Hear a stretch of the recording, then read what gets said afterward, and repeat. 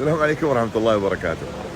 في موضوع من أمس يعني خصوصا بعد نهاية مباراة المغرب، وهو اللي لفت انتباهي شوي خصوصا في تعليقات اللي توصلني على انستغرام.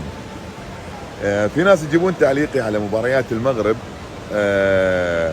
خصوصا مباراة المغرب والبرتغال، لما يقول طالت خلوها ما ادري شنو، ويضحكون علي انه يلا خلي المغرب تنفعك ويلا ما ادري ايش، وينهم المغاربه وطلعوا المغاربه واشرب يا خليل.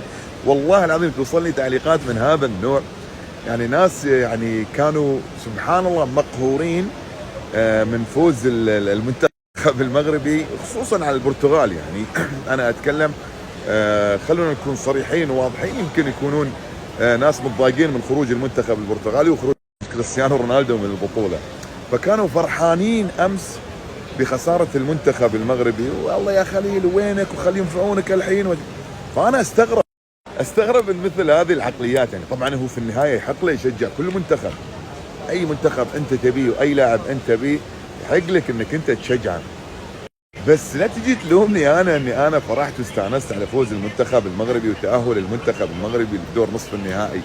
طبعا انا اتكلم عن يعني البعض، وهذا البعض نسبه قليله جدا، لكن دائما يعني في بعض الامور اللي هي خارج القاعده، دائما خارج القاعده، وطبعا هذول لا يمثلون الا انفسهم ويحق لهم، لكن ما تجي تتشفى في خروج المنتخب المغربي الحين، يعني لانك انت خسرت منتخبك او خسرت لاعبك المفضل. ولا تعتقد في يوم من الايام ايا كان الخصم ضد اي منتخب عربي اني راح اوقف مع الفريق الاخر. لو منو يكون فيه الفريق الاخر ما راح اوقف معاه ضد منتخباتنا العربيه.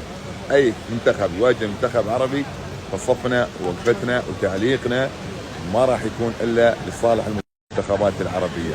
نعم حق المشاهد الحياد، لكن في بعض الامور ما فيها حياد. لحظة.